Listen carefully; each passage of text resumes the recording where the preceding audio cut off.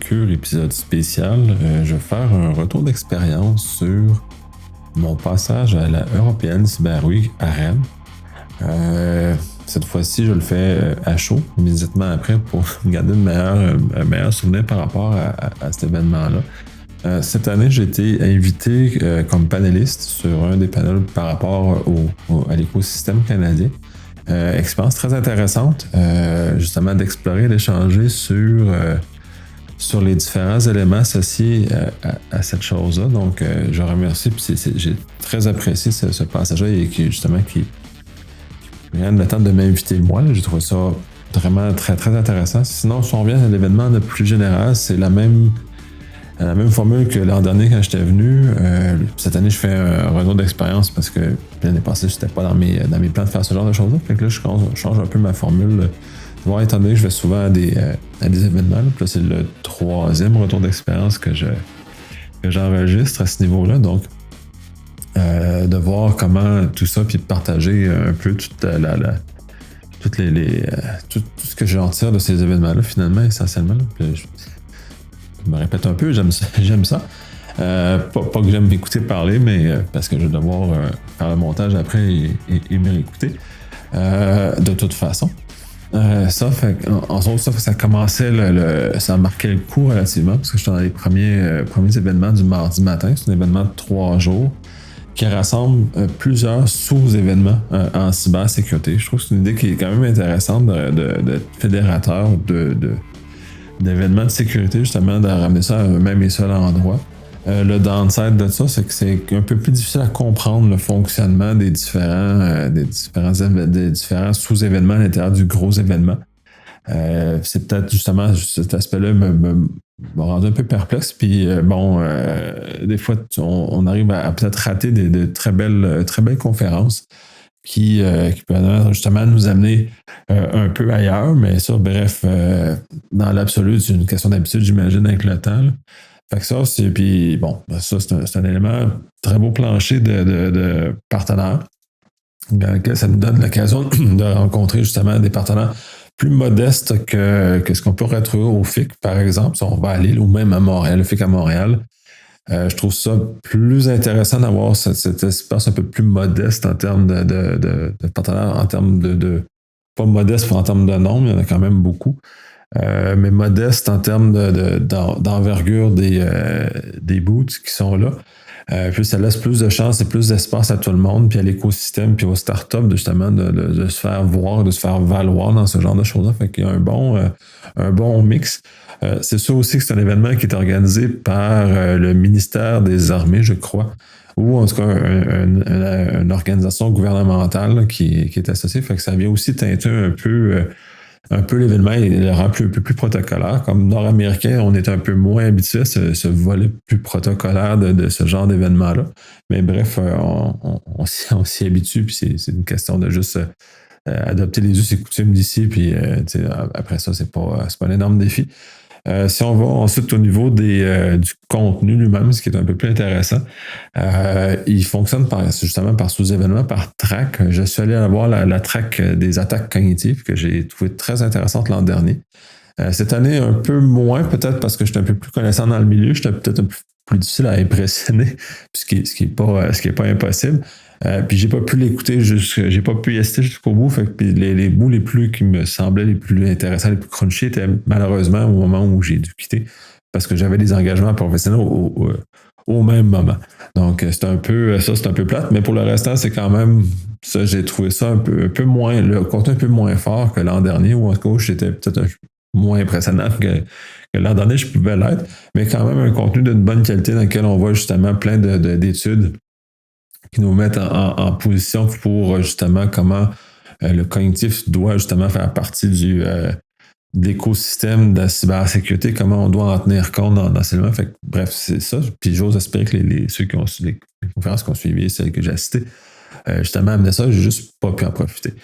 En part de ça, le panel dans lequel j'ai participé, c'était intéressant. Moi, j'en avais un, mais il y en avait d'autres aussi dans lesquels justement on échange les différences culturelles entre le Canada et la France de façon générale. Puis je trouvais ça très intéressant de voir ces retours d'expérience de compagnies françaises, entre autres, qui sont venus s'installer au Canada, à Montréal, et justement qu'ils puissent nous citer nos points forts, ce qui est très bien, ce qui est très le fun. Justement, ça vient flatter un peu notre ego. Ça, c'est merveilleux. En même temps, un peu nos points un peu plus faibles, ou en tout cas les mises en garde pour diriger aux Français qui aimeraient poursuivre l'expérience, justement, de voir comment c'est différent. C'est très différent de la France. Il y a beaucoup moins d'accompagnement, par exemple, au Québec. Il y a c'est beaucoup plus informel, c'est beaucoup plus, on va dire, relax. Fait que ça, c'est des points qui, pour les Français, à ce qu'on me dit, ne sont moins naturels ou moins présents.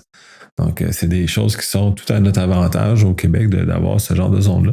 Mais en même temps, quand on compare, puisqu'on voit comment les choses se font ici, puis le fait que l'encadrement est très fort, c'est en même temps, il y a un écosystème très, très fort en termes de cybersécurité. Ce qu'on ne retrouve pas au Canada en général, là, malgré des efforts très, très importants de groupes comme INSECEM ou CyberEcho à la limite, mais CyberEcho en tout cas, à mon avis, n'est pas autant d'une grappe industrielle, mais autant un regroupement de grands donneurs d'ordre qui ne sont pas nécessairement des compagnies spécialisées en cyber, mais qui ont des besoins de cyber. Enfin, c'est un petit peu, à mon sens, la différence principale entre les deux groupes. Donc, eux, ici en France, mais de toute façon, il y a European Cyber qui est organisé par le pôle d'excellence cyber, qui est, ou le PEC en raccourci, qui est justement le regroupement de beaucoup de compagnies françaises, de start-up, de compagnies en cyber. Donc, ils ont quand même ces éléments d'écosystème qui sont très, très forts. Et ils mettent aussi énormément d'argent public dans le développement de ces startups-là. Donc, c'est très intéressant de voir ces éléments-là, voir comment ça aide à accélérer le développement de ces notions-là. Fait que, bref, première journée, aussi, j'ai reparlé de comment l'écosystème fonctionne. La deuxième journée, j'ai participé en avant-midi à des éléments sur la souveraineté numérique parce que je trouve très intéressant l'angle qui est abordé de la souveraineté numérique en France, principalement. En Europe, de façon large, mais beaucoup plus fort ici, beaucoup plus étudié. Il y avait 3 panélistes qui étaient très, très intéressants, donc on a mis des angles qui étaient chacun un peu différents. Et comment aussi on peut concevoir le volet de souveraineté de collaboration. C'est la première fois que je vois réellement, parce que dans le fond, la souveraineté et collaboration est quand même un peu conflictuel comme concept. Donc, de voir comment on peut arriver à ce genre de choses ou comment on définit le périmètre de souveraineté. Puis c'est un peu ça que j'ai trouvé particulièrement intéressant dans ce panel-là. Justement, de voir un conférencier, un panéliste qui mentionnait comment définissait ce périmètre-là et de pouvoir scaler le périmètre selon le besoin de ça. Ça va de la souveraineté d'une ville, la souveraineté d'un territoire ou d'une province, la souveraineté du pays ou d'un bloc géographique comme peut être l'Europe à ce moment-ci, ou même à la limite l'Occident aussi étant un groupe que l'on pourrait considérer, disons, souverain à certains égards, où, dans le fond, l'ensemble, le bien commun de ce groupe-là se retrouve va être protégé par des notions de souveraineté et de nécessité de le protéger. J'ai trouvé ça beaucoup plus souple comme modèle et beaucoup plus intéressant comme modèle. Donc, ça, j'ai vraiment, vraiment trouvé ça intéressant. Ensuite, comme j'avais des accès pour le César Arcade, puisque j'ai pris un peu tardivement malheureusement, parce que j'aurais peut-être c'était d'autres conférences de César qui sont beaucoup plus techniques que les conférences qu'on avait au niveau de la track générale et gratuite là, de Open Cyber Week. Je suis allé ensuite, je suis allé voir le nouveau CAID, qui est toute l'espèce de conférence en intelligence artificielle appliquée à la cybersécurité. C'est super intéressant parce qu'on montait plein de modèles d'analyse, puis là, c'était du contenu très pointu par des chercheurs et c'était des interventions de 30 minutes. Donc, on a eu plein d'usages au niveau de défense, parce que le D dans CAID, c'est pour la défense. Fait que l'intelligence artificielle appliquée à la défense, fait qu'on avait tous des éléments de comment construire des datasets, comment entraîner, comment faire ça, comment tatouer des choses pour s'assurer qu'on ne se fasse pas voler notre algorithme. Puisque ceux-ci coûtent quand même assez cher à entraîner. Là, on parle généralement de plusieurs millions de dollars pour entraîner des algorithmes. Donc, justement, il y a un fondement à essayer de protéger cet algorithme-là qui a été entraîné justement pour un besoin qui lui est spécifique. Plein d'autres petites conférences comme ça qui étaient vraiment très chouettes. Puis j'ai appris vraiment beaucoup de choses sur l'usage du AI dans un contexte de cybersécurité au-delà de juste le filtrage standard qu'on pourrait s'attendre ou tous les éléments qu'on pourrait voir dans ces éléments-là. Fait que ça, c'était l'équivalent d'une journée et demie. Donc, ça, dans le fond, ça, c'était pour moi, la deuxième journée, l'après-midi, puis dans la troisième journée, au complet. Et la dernière journée, l'avant-midi, je n'avais pas de conférence qui m'intéressait particulièrement parce que c'était plus l'intelligence artificielle appliquée à l'analyse d'informations prenant d'un radar. Donc, c'est vraiment défense, c'est vraiment très en dehors de mon spectre d'intérêt, même de connaissances, à la limite. Là. Donc, je n'ai pas assisté à ça. En après-midi, il y avait quelques éléments supplémentaires, justement, très intéressants également. Donc, j'ai trouvé ça en termes de contenu. Encore une fois, j'ai encore été reviré dans mes shorts, comme j'aime dire. C'est le fun parce que c'est un événement, justement, qui est très axé contenu. Et je trouve ça hyper intéressant. Puis moi, ça me sort de ma zone de confort parce que le regard européen ou français sur ce genre de choses-là est vraiment très différent de notre regard de Nord-Américain et de s'inspirer de ça, pour moi, m'enrichit énormément. Puis c'est le genre de choses que j'invite généralement les gens à faire justement pour aller s'enrichir sur ce genre d'éléments-là. Puis pour clore vraiment sur l'événement lui-même, c'est aussi une très belle capacité de réseautage. À chaque année, je rencontre des gens sublimes, des gens brillants, des gens allumés avec plein d'idées. Puis justement, ça aussi, ça l'amène énormément à la richesse de participer à un événement comme ça, surtout comme étranger dans ce contexte-ci, où justement, je viens m'enrichir de toute cette connaissance, de tous ces gens là, qui sont très ouverts au partage, très ouverts à la discussion. On est capable justement d'aller chercher un petit plus qui nous amène ailleurs, puis que la collaboration nous amène justement à voir plus grand, à être plus grand que nous-mêmes. Fait que, dans le fond, on améliore le sort de la cyber pour tout le monde en étant dans un contexte comme ça. Au-delà de l'événement, le lieu, ça se passe à Rennes, qui est en Bretagne, qui est un lieu où le PEC, le pôle d'excellence en cyber, a campé, dans le fond, où il y a une énorme énergie qui est mise ici pour justement tout le volet cyber, le développement, puis tout axé, mettre un pôle d'excellence, mais mettre une masse critique de gens dans ce domaine-là qui bouillonnent ensemble et qui amène justement à une réflexion dans cyber qui est de plus en plus meilleure, si on veut, de ce genre de choses-là. L'événement lui se passe dans le monastère jacobin, je crois, qui est un ancien édifice qui a été revampé. Donc, il a été rénové, donc on gardait quand même la vieille structure, mais on mis des éléments neufs à l'intérieur de ceux-ci. Moi, ce qu'on m'a dit cette année, puis là je l'apprends, c'est qu'on surélevé l'édifice justement pour aller tout ça, ça a dû coûter une fortune à faire, mais c'est sublime, c'est vraiment un très beau lieu. Je trouve ça génial, l'idée d'avoir fait ce genre de choses-là. Les salles sont géniales.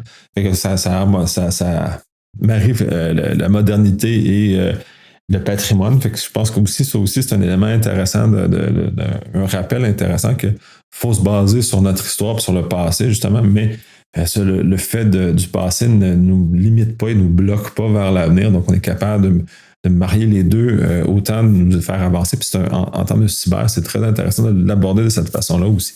Je trouve que pour moi, il y a une thématique connexe associée à ce genre de choses-là que je trouve très intéressante à ce moment-là, justement pour nous mettre en contexte pour ce genre de choses-là. Sinon, la ville de Rennes, c'est magnifique. L'événement est vraiment dans je pense, le vieux quartier ou le vieux Rennes, ou en tout cas tout ça, ou tout, à mon avis, historique. On est tous dans un contexte, justement, où c'est tout le monde, comment on le voit, je dirais la vieille France, mais pour nous, on n'est pas habitué à ce genre d'édifice si vieux que ça, même si on habite à Québec, on en a quelques-uns, et à Montréal également, donc on est moins habitué d'être confronté ou en tout cas de visiter ça. Moi, je trouve ça sublime. À chaque année, je suis émerveillé par la beauté de la ville, à quel point l'aménagement, les choses sont faites, beaucoup de transports en vélo, beaucoup de places aux piétons, beaucoup d'espaces différents, transports en commun qui est quand même très bien organisé. Tout est en proximité. J'adore vraiment cette ville-là, puis sans compter que je trouve que personnellement, les Bretons sont un peu moins nerveux, sont un peu plus relax comme peut l'être les Canadiens, contrairement à l'image ou le stéréotype qu'on a du Français un peu plus nerveux, un peu plus stiff, là, dans lequel on peut avoir comme image, sont vraiment ultra sympathiques. On est en Bretagne, fait que la bière, elle est très très bonne. On a des qualités de bière ici qui sont équivalentes à ce qu'on a au Québec. Mais le cidre aussi. Ils font beaucoup de cidre, qui est très très bon aussi également. La bouffe, elle est merveilleuse. Les crêpes, c'est ça, les plats de la région sont très. Et ils ont fait quelques remixes locaux de certains plats, dans lesquels ne sont pas du tout comme les nôtres. Donc, même si c'est le même nom, c'est pas vraiment la même chose. Fait que c'est merveilleux, c'est magnifique. Puis en plus, de voir autant comme le monastère jacobin est un mariage entre le patrimoine et la modernité. La ville aussi est bâtie un peu sur ce genre de choses-là, où il y a beaucoup d'édifices modernes, mais qui côtoient des édifices qu'on pourrait qualifier patrimoniaux, plus classiques. Donc, j'aime beaucoup cette façon-là d'aborder de ne pas dénigrer l'histoire, de ne pas détruire l'histoire, mais aussi d'accepter d'aller vers de l'avant, ce genre de choses. Cette espèce de dualité-là est très intéressante et je pense que ça habite aussi un peu la mentalité, la philosophie des gens ici. Puis, bref, j'adore ça. Ça fait un bon résumé de cet événement-là. C'est sûr que j'y reviens l'année prochaine. Probablement que l'année prochaine, je n'aurai pas un accès privilégié comme j'ai eu, puisque je serais probablement, en tout cas, je verrai, là, je fais beaucoup de suppositions. Mais dans cette perspective-là, où j'aurais peut-être pas des accès au caïd, des accès gratuits, parce que ce caïd puis César sont payants. Puis ça vaut la peine de le payer, là, très franchement. Ça ne me dérangerait pas de le payer l'an prochain pour y accéder, mais c'est sûr que je reviens pour une troisième année à cet événement-là. Je suis époustouflé à chaque fois, la qualité du contenu, les gens, puis ils sont beaucoup plus axés en recherche par rapport à ce qu'on voit nous autres généralement aussi. Fait que j'espère que cette vibe-là va rester dans cet événement-là et justement va continuer à le faire grandir, à le faire rayonner à travers la France, mais aussi également à travers la francophonie, dans lequel c'est un événement qui est à majorité francophone. J'ai juste peut-être un petit bémol sur. Il y a quelques panels qui étaient en anglais. Je trouve ça un peu dommage, mais tu sais, c'est un peu ça en enlève un peu aussi ce volet-là. Le fait qu'en tant que francophone, on se bat un peu. Au Québec, on est habitué davantage. La France, peut-être un peu moins, finalement.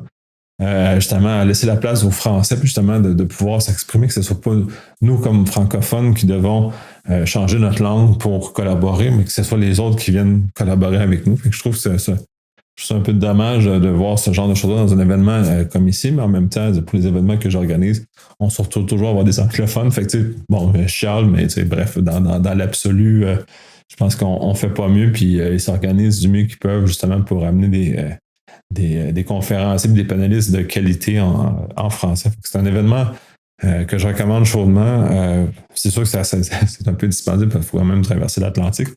Mais c'est quand même, somme toute, ça vaut la peine. Pour moi, c'est de l'argent bien investi au sens où ma connaissance, elle a vraiment progressé. En plus de profiter d'une ville qui est magnifique, qui est super chouette, puis que j'aime, que je suis en train d'adapter essentiellement parce que je trouve ça tout à fait merveilleux comme endroit.